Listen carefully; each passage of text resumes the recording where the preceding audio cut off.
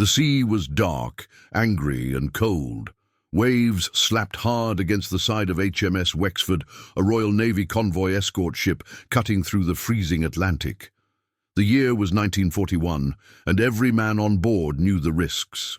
The Germans ruled these waters with their silent killers, U-boats. Almost every week, news came of another convoy torn apart by torpedoes, another crew swallowed by the sea. Below deck, away from the constant salt wind and crashing waves, a man named Tommy Briggs was stirring a pot of watery stew in the ship's galley. He wasn't a soldier, not really.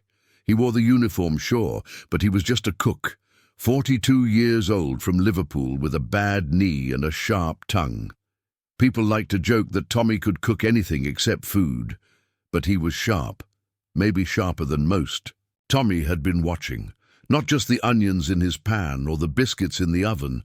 He'd been watching how the sailors moved, how the sonar men struggled, how every convoy had the same rhythm, and how the U-boats always knew. It didn't sit right with him. How were the Germans finding them so easily, even in the fog, even at night? One evening, after a convoy lost 3 merchant ships just 20 miles behind them, Tommy snapped. He slammed his ladle down and stormed into the wardroom where the officers were drinking tea and whispering bad news. "You lot ever wonder how they keep finding us?" Tommy said, wiping his hands on a dirty apron. "Because I've got a bloody theory, and you're not gonna like it."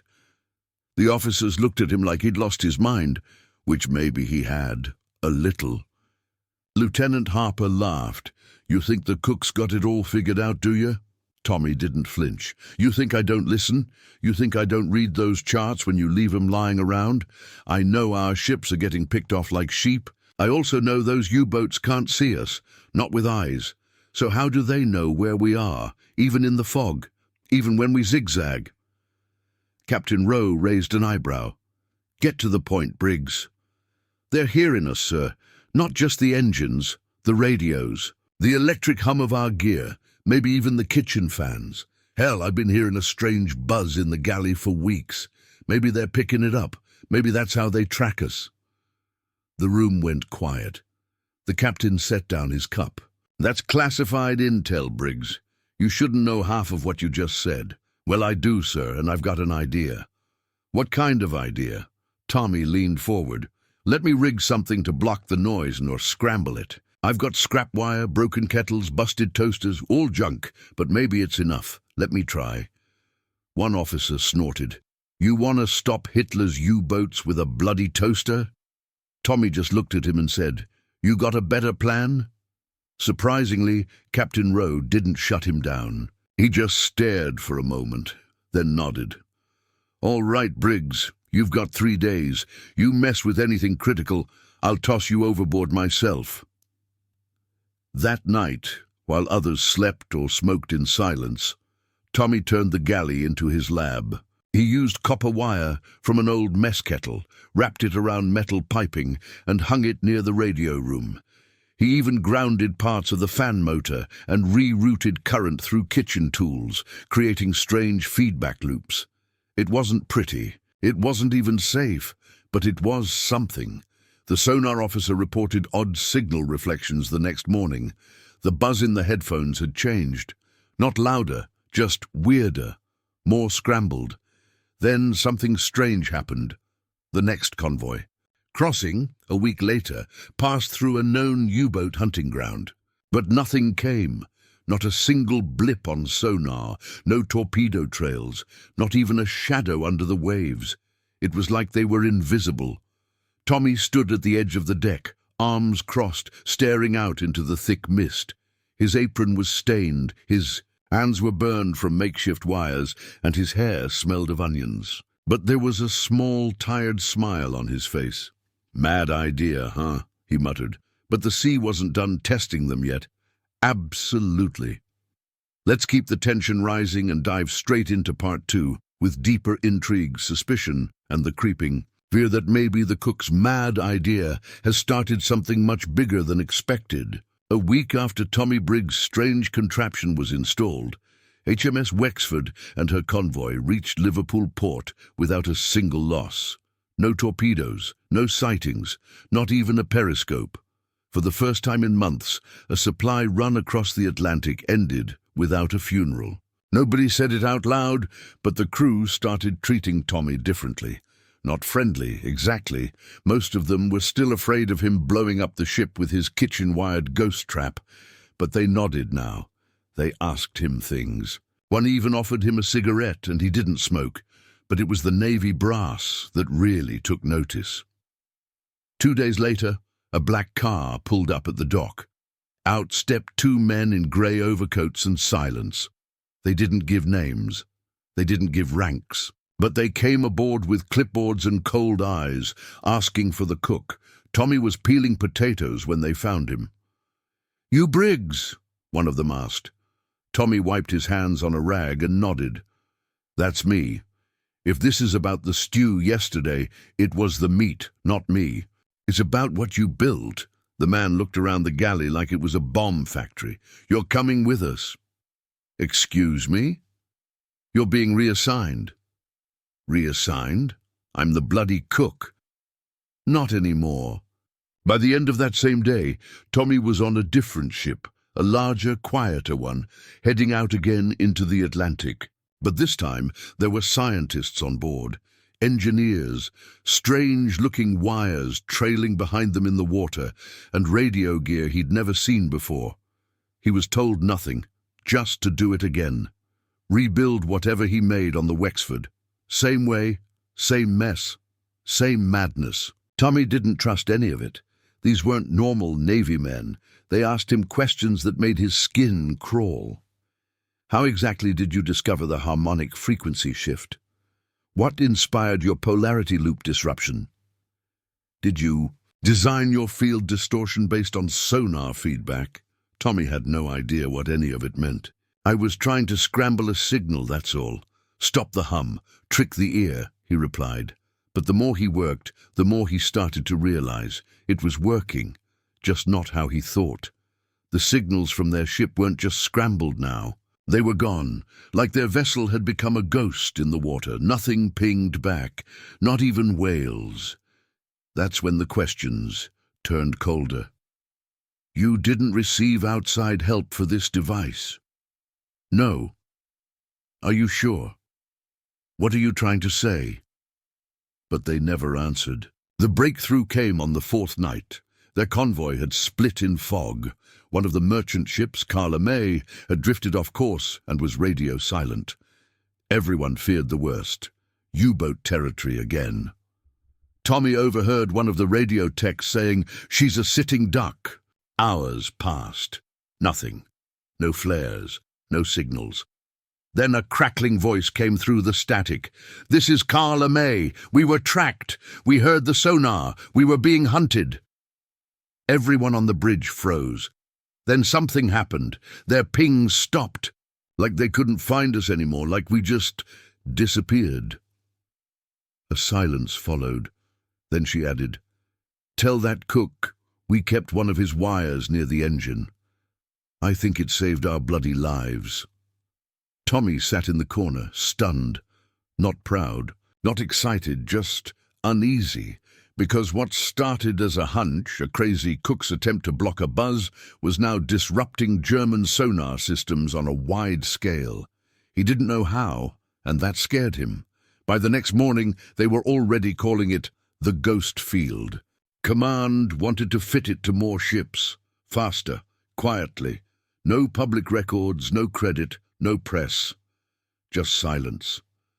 One of the scientists, a sharp-nosed man named Gellner, pulled Tommy aside. "You know, Briggs," he said softly, "what you built is interfering with more than sonar. It's bending how sound travels underwater, even how radio waves behave. It's almost unnatural." Tommy frowned. "I just wired a fan motor through a kettle base." Gellner stared at him like he was either a miracle or a mistake. "You did more than that. And now we don't know what else it's changing." That night, strange reports came in from another convoy. Ships were hearing phantom pings, sonar echoes that didn't belong to any known vessel. One crew even claimed they saw a U-boat rise, turn, then dive again without firing, like it was confused or afraid. The sea had changed, and somehow a ship's cook had lit the fuse, but deep below, far beneath the surface, the enemy was adapting too. The HMS Galder, the ship Tommy was now stuck on, had become a floating lab. The mess hall buzzed not just with hungry men, but with clipped whispers, sheets of hand-scribbled notes, and new faces every day, mathematicians, radar specialists, even a physicist from Cambridge who couldn't hold his teacup without shaking. But none of them could explain what was really happening. Since Tommy's device, now nicknamed the Ghost Box, had been fitted to more convoys, reports were rolling in fast. U-boats were missing their targets.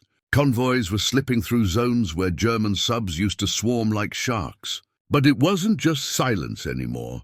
It was something stranger. "We're seeing ship echoes where there are no ships," one sonar tech said during breakfast. "Like ghosts, reflections of vessels that aren't there." Tommy didn't like the word ghosts, not because he was scared of spirits, but because he was scared of being blamed. "Maybe it's just feedback," he muttered, poking at a burned sausage on his plate. "No," the tech replied. "It's not just sound, it's shapes. Full outlines, hull sizes, like our own ship, duplicated underwater, but slightly off. Off." That word hung around like the cold mist that seemed to follow them lately. 3 days later, they lost contact with the Devon Star, a small cargo ship carrying raw copper. She'd been fitted with a ghost box and was supposed to be trailing just 10 miles behind the convoy. The weather was calm, the seas quiet. No U-boat sightings, no SOS, just gone. They searched for 2 days. Not a crate, not a body, not even an oil slick. Then a blip appeared on sonar, 15 miles west, a ship. Wrong location, but it matched the Devon Star's size exactly. They moved toward it. What they found shook even the seasoned sailors. The blip vanished the moment they neared. The sonar just cleared, like the ocean swallowed the image whole. But the real shock came when they checked the sonar logs. The Devon Star had pinged back twice, once from the original direction and once from a completely different location at the same time. 2 signals, 1 ship. It didn't make sense. Tommy stood outside the radio room that night, hands shaking, listening through the door. A man inside muttered, "It's like she was in 2 places at once." And just like that, fear crept in. Captain Rowe, now overseeing the experiment directly, called Tommy to his cabin. The man's face was pale, his eyes tired. "This isn't just about jamming sonar anymore," he said quietly. Tommy nodded. I'm starting to think that too." The captain opened a folder and laid out a page with scribbled notes. "You see this? This is from a sub we rescued yesterday. A British sub, the K-27, said they were hunting a German U-boat when they suddenly saw a mirror image of themselves passing beneath them like a shadow. Same dimensions, same course, same everything." Tommy looked up. "That's not sonar error?" "No. Their engineer said the shadow even showed the damage they'd taken 3 weeks ago. Same dent in the bow." Silence sat between them like a third person in the room. "What the hell did I build?" Tommy finally whispered. Captain Rowe sighed. "We don't know. But you might have bent more than sound, Briggs. Maybe even time." Tommy scoffed, not because he didn't believe it, but because he did. He'd felt it too. Time on the ship had been odd lately. Some days passed fast, some dragged like tar. He could swear the clocks ticked differently in the galley than in the engine room. Once he cooked a roast, pulled it out after what he thought was 2 hours, only to find it raw inside, like no time had passed at all. The real horror came that night. The crew was awakened by a distress signal, crackly, full of static, but clear enough to understand. "This is Devon Star. We are taking on water. U-boat spotted, requesting immediate help. Repeat, this is Devon Star." Every man on the Galder went silent. They had just heard from a ship that had been missing for days, and which they'd already confirmed wasn't there. The radio operator stared at Tommy. "Your box is still running, isn't it?" He nodded. "Then why are we picking up voices from the past?" That night, Tommy walked alone to the edge of the upper deck. The sea was calm, black as ink. But in the silence, he swore he heard something, a second hum underneath the ship's engine. A low, vibrating sound, like a whisper in metal, like something was listening. He lit a cigarette with shaky hands and looked out into the fog. Was he saving lives, or opening a door that should have stayed shut? Whatever he'd built, it was no longer just about U-boats. And somewhere beneath the waves, something else had started to wake up. Absolutely. Here's part 4, where the mystery turns darker, the fear intensifies, and Tommy starts realizing the ocean is no longer playing by the rules. The sea doesn't just hide things now, it remembers them. The next morning came thick with fog, the kind that made even seasoned sailors nervous. You couldn't see more than a few meters ahead, and the air felt heavy, like breathing through wet wool. The Golda floated silent, its engines on half speed. Captain Rowe had ordered all sonar activity paused. Every man was on edge, listening for things they couldn't explain. Tommy Briggs hadn't slept. He sat in the galley with a cup of cold tea, staring at the ghost box on the counter, a patchwork of wires, cracked metal and burnt coils. It looked harmless, stupid even, like a child's failed science project. And yet, voices, he whispered. He kept hearing them, faint, buried under the ship's static. They came in the quiet hours, just past midnight. Calls for help. Ship names that had been lost for years. Even names of men on board who were still alive, or at least should be. The worst was last night. He'd heard his own voice, calling out, screaming. At 0900 hours, a sonar technician named Briggs, no relation, ran out of the radio room pale as milk. "You need to hear this," he said. In the comms room, the crew gathered around the speakers. The sound came through soft at first, like a normal sonar ping. Then distorted layers, echoes, more pings. But something was wrong. The echoes came before the actual signal. Tommy blinked. "That's backwards." "Exactly," the tech replied. "It's like the ocean's bouncing the signal back in time, then another layer. A deep, slow moan, long and drawn out, like metal scraping on metal. Or worse, like something enormous, turning." "Replay that," Captain Rowe said, his voice tight. The moan played again, only this time Tommy heard it clearly. A word not spoken in English, not even German. Something old, primitive, wet, like the ocean itself was trying to form a thought. By mid-afternoon, a new contact appeared on sonar, 7 miles west, motionless. Size matched that of a submarine, but its position hadn't changed in 3 hours. The captain made a call. "We investigate." The Golda turned slowly toward the blip. Tommy felt every inch of that movement in his gut. His knuckles went white as he gripped the edge of the counter. They reached the coordinates by sundown. Nothing, just rolling water and mist. Until one of the deckhands shouted, "There, off starboard." Everyone turned. Something was surfacing. But it wasn't a U-boat. It was a ship. Or at least it used to be. Rust-eaten, half-submerged, and dead in the water, the vessel drifted like a ghost. No flag, no signal, no movement. Her hull was torn wide open, like it had been bitten. The name on the side read HMS Darling. But that ship had sunk in 1917, German torpedo. Everyone lost. And yet, here she was, floating, silent, dead. A boarding team was sent, led by Lieutenant Harper. Tommy watched them disappear into the fog and felt a chill run up his spine. Minutes passed, then 15, then 30. No signal, no return, no sound. Captain Rowe finally ordered the team back. But only 2 men came out of the mist. One was dragging the other, bleeding, screaming, clothes torn. Eyes wild. "They're gone!" the sailor shouted. "They're all gone. Something's on that ship." "What do you mean, something?" The captain barked. "I don't know," the man cried. "We saw shadows inside, moving, watching us, and the rooms were still warm, like someone had just been there." The bleeding man whispered one word before blacking out. "Mirrors!"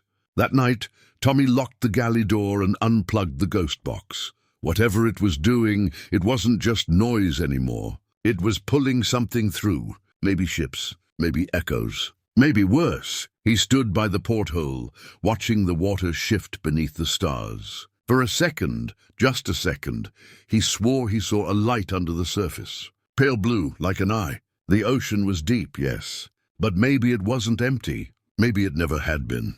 He backed away, heart pounding. What if the ghost box wasn't just hiding ships from U-boats? What if it was calling something? Calling it back? The captain knocked on his door late that night. "You need to tell me the truth, Briggs," he said. "What did you build?" Tommy didn't answer right away. His voice was dry. "I was trying to save us," he whispered. "I didn't know the sea could remember." The captain stared.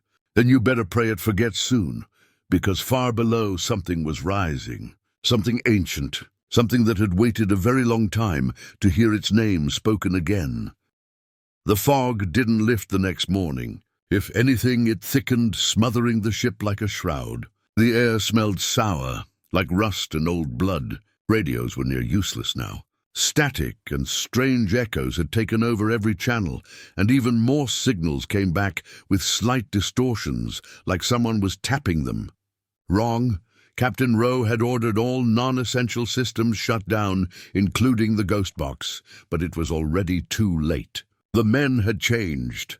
Some stopped sleeping. Others stared too long into the ocean, like they expected something to come climbing up the side. One engineer jumped overboard at dawn. No splash, no body, just silence. Tommy stood alone in the galley, surrounded by food no one wanted to eat. His eyes were bloodshot. He hadn't rested in nearly 36 hours, not since the HMS Darling appeared, and vanished just after midnight. Yes, vanished. The rusted ghost ship that had been floating a few hundred meters off their starboard had faded like mist. Gone in an instant. No wreckage, no trace. Not even the boarding team's anchor line remained. It was like the sea had swallowed it whole, or worse, rewound it. What if we're next?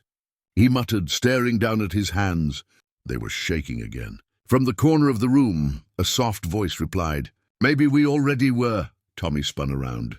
It was Lieutenant Harper, pale, hollow-eyed, wrapped in a wet blanket. One of the only two survivors who'd stepped aboard that cursed ship. "They didn't see us, you know," Harper whispered. "The crew on the Darling. They looked straight through us, like we were ghosts. To them." Tommy swallowed hard. "You're saying we saw the past?" Harper shook his head slowly. "I'm saying maybe they saw their future." Captain Rowe finally broke protocol. He sent a coded emergency message back to command.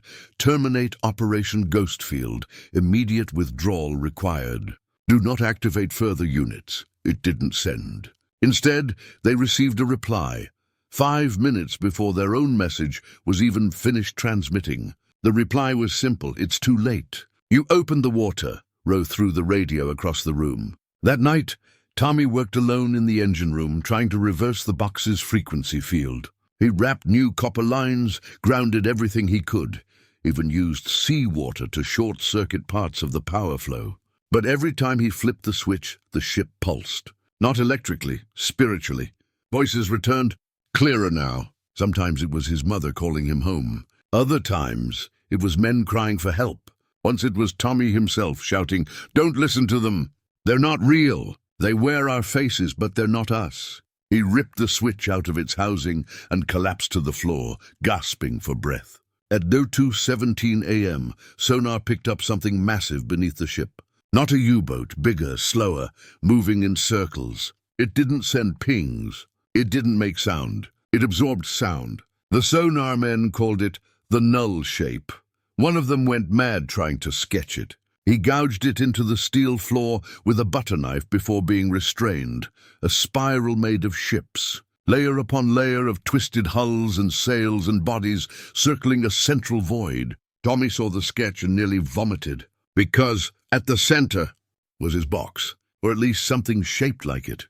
At sunrise, the fog finally broke, but it wasn't the same ocean. Dead ships drifted in every direction, ships from different eras. A Viking longboat, a wooden galleon with torn red sails, a half-destroyed British battleship still flying a flag from 1914. Their bodies creaked in the wind, untouched by time. And in the distance, land. No one recognized it. Not on the maps, not in memory. "Are we still in our world?" Someone whispered. No one answered, because no one knew. Captain Rowe ordered an emergency return course. Full speed, but the compass spun wildly, and the stars overhead were wrong. Different constellations, wrong sky, wrong sea. Tommy stood at the bow, cold wind whipping through his torn coat. He looked down at the water and saw his reflection staring back, except it wasn't him. The reflection was older, scarred, missing an eye. Wearing a different uniform, it looked up at him and smiled. Tommy stumbled back from the railing, heart pounding, gasping for breath. The reflection was gone. The sea now calm, still, but something had changed, not just in the water, but in him. He felt hollow, like something had been scooped out of his chest and replaced with a cold knot of dread. Around him, the crew moved in silence. No one joked anymore. No one sang. Their faces looked as if they'd aged 10 years overnight. Some refused to speak. Others whispered to themselves, like they were trying to remember who they were, as if memory was beginning to rot. The stars overhead kept shifting, realigning into unfamiliar patterns. A red one now blinked in the north sky, pulsing steadily like a heartbeat. One of the young deckhands, Sims, swore it was moving closer. Tommy didn't doubt it.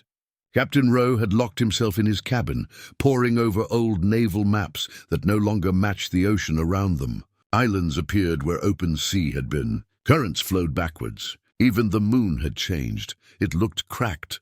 And the ships, God help them, the ships. They kept drifting past them. Not just old wrecks or forgotten vessels, but living ships. Fully crewed, men at the rails, lanterns flickering, steam rising. But none of the ships ever responded. One passed just 20 feet from the Golda, its men standing motionless, faces hidden in shadow. They stared straight ahead, not blinking, not breathing, like wax figures stuck in a loop. The hull read HMS Vespa, 1896, but that ship had burned and sunk in a port fire over 4 decades ago. Tommy stood frozen on the deck as it passed. He counted the figures on board, 38. Then he counted his crew. They were down to 38 too. The engineer, a thick, bearded Scot named McNally, came to him just before midnight, eyes wild. "We need to sink it," he whispered. Tommy blinked. "Sink what?" "The box. It's not off. You think it's off, but it's not. The damn thing's humming, like it's dreaming." Tommy rushed to the engine room. The ghost box was dark, no lights, no power source. And yet it pulsed, very faintly, like a dying heartbeat.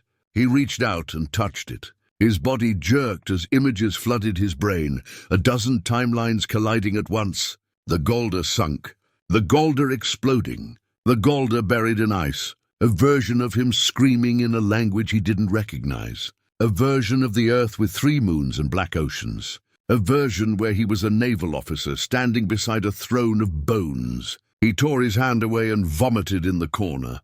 McNally smashed the ghost box with a wrench. It didn't even scratch. The box hummed louder, and a soft blue mist leaked from the cracked metal.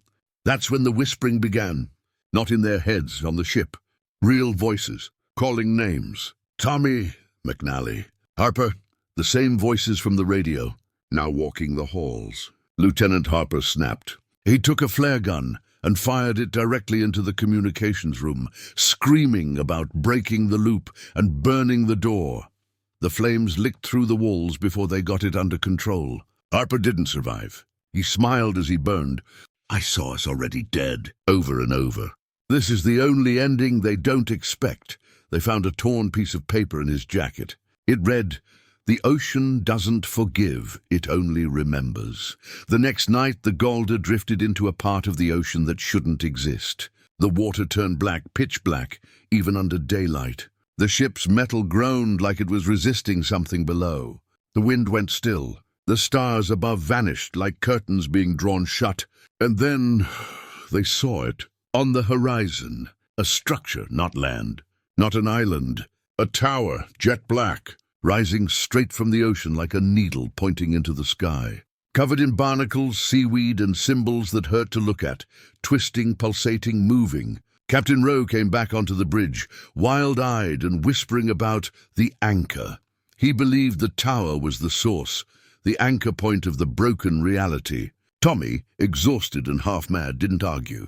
"I brought us here," he said quietly. "Maybe I can end it." McNally agreed to help him lower the ghost box into the sea, to drown it, bury it, destroy it in the black waters near the tower. They rigged a small lifeboat. As they lowered it, Tommy paused and looked at the box one last time. It was humming again. Stronger now. And this time it was calling back. He heard voices below the surface, thousands of them layered in agony and awe. All versions of him, all screaming, warning, laughing, pleading, and then one voice cut through the rest, soft, calm, his own voice. "You can't stop what's already begun. You only made it remember." The lifeboat creaked as it touched the black water. Tommy sat in the front, the ghost box wrapped in chains beside him, pulsing dimly like a sick heart. McNally rowed, his knuckles white on the oars. Neither man spoke. They didn't need to. The water had gone completely still, like oil. No wind, no sound. Even the Golda, shrinking behind them, sat in absolute silence. And ahead, the tower. It loomed like a spire built by forgotten gods, black stone, jagged with salt, rising hundreds of feet into a sky that no longer held stars. Symbols pulsed along its surface, shifting like they were being rewritten with every blink. As they drew closer, the temperature dropped sharply. Breath turned to fog. The sea steamed beneath the tower as if afraid to touch its roots. Tommy stared up at it and whispered, "It's not from here." McNally nodded, jaw tight. "And neither are we anymore." They docked at the edge of the tower, or rather, a place where stone met sea. A platform jutted out, slick with moss. There were stairs, ancient, worn smooth by time, leading downward, not up, into the ocean itself. Tommy stepped off the boat, the ghost box clutched tight. As soon as his boots hit the stone, the air around him trembled, like the world had just taken a breath. A voice echoed through his skull. "You are late." He spun, but McNally had heard it too. The big man flinched, glancing around wildly. More whispers followed. Not in English, not in any earth tongue, and yet they understood. "You called us back. You opened the sea's memory. You broke the tide." Tommy stumbled back. "I didn't mean to. I was just trying to protect our ships, hide from the U-boats. You didn't hide. You uncovered." The stone beneath their feet shimmered. For a second, Tommy saw images beneath the surface, not reflections, but lives. Different versions of himself, some in uniform, some old, some already dead. One stood in a captain's coat, mouth sewn shut. Another knelt with chains around his neck, sobbing. And one, the worst, stood in fire, laughing, holding a ghost box that bled from its wires. He screamed and turned away. The tower responded with a groan, deep enough to shake the water. McNally grabbed his arm. "We need to finish this, now." They descended the stairs into a narrow opening at the base of the tower. The stone corridor inside was carved in spirals, not just the walls, but the floor and ceiling too, like walking through a throat. And deeper down, the hum returned. But now it was singing, not beautiful, not loud, but low, droning, like a choir of memories mourning their own existence. The tunnel ended in a chamber lit by glowing blue veins in the walls, like the roots of some colossal machine. In the center stood a pedestal, cracked and hollow. Tommy felt it before he saw it. The pedestal was shaped exactly like the base of the ghost box. McNally looked at him, realization dawning in his eyes. "You didn't build it?" Tommy swallowed hard. "I remembered it. He wasn't a genius. He hadn't invented anything. The idea for the ghost box, the design, the strange intuition, the humming circuits, it hadn't come to him. It had returned to him. From another life, another time. He wasn't the first version of himself to find it, and he wouldn't be the last. "I can still end this," he said, placing the box on the pedestal. The singing stopped. For a moment, the sea outside held its breath. Then a deep chime rang through the chamber, like a great bell being struck under the ocean. Tommy tried to step back, but his feet were stuck. The tower walls began to ripple, the symbols glowing blinding white. The ghost box split open, and not in metal, but in time. A crack formed in the chamber, stretching like a scar through the air itself. And on the other side, a city, massive, alien, built underwater from black coral and glass, filled with impossible machines, and standing in the center, a giant, shaped like a man, but not. Its face was faceless, just a blur, a mask of every version of Tommy ever born. It raised one hand. Tommy gasped, falling to his knees. "What is that?" The voice returned. "The first memory. The last witness. You let him wake." McNally pulled at him. "We have to leave, now." But the tower was dissolving, turning to mist, to light, to thought. The crack widened. Time unraveled. And Tommy knew. Destroying the box wouldn't fix anything. It had already been activated in other versions of him, in other timelines, in other wars. And the tower, it existed in all of them. This wasn't about one war. This was about remembrance, and what the ocean and the universe had been forced to forget. Until now, absolutely.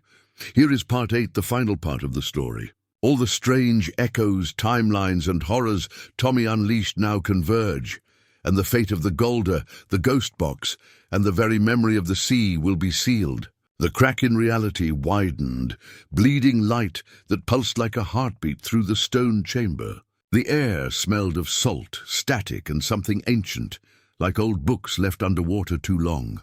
Tommy tried to stand, but his legs felt like they were buried in time itself. The vision beyond the crack flickered in fragments.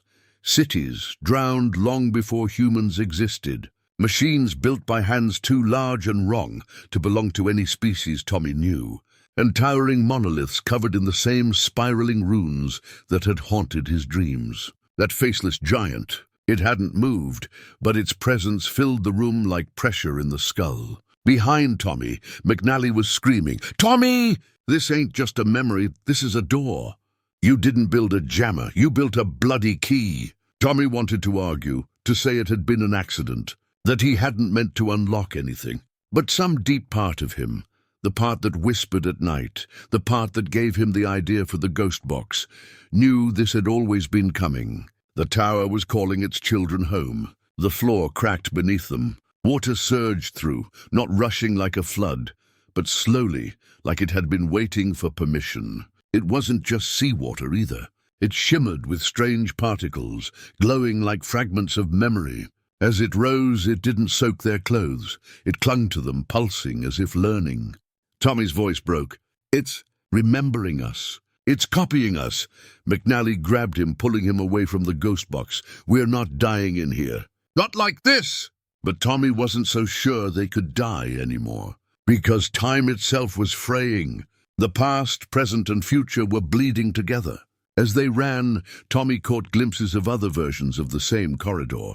In one, they were skeletons, long dead. In another, they were older men dragging the same box. In another still, nothing was left but the box humming alone in the dark. They reached the lifeboat. The Golder was still out there, floating in the black water. But it wasn't the same ship anymore. Its hull was rusted, like it had aged 100 years. Smoke poured from its cracked chimney, and pieces of ships from other eras were fused into its sides. A Viking hull here, a Civil War cannon there, even a segment of what looked like a spacecraft, burned and half-submerged. Men were still on board, or things that looked like them. They stood too still, eyes too empty, watching, waiting.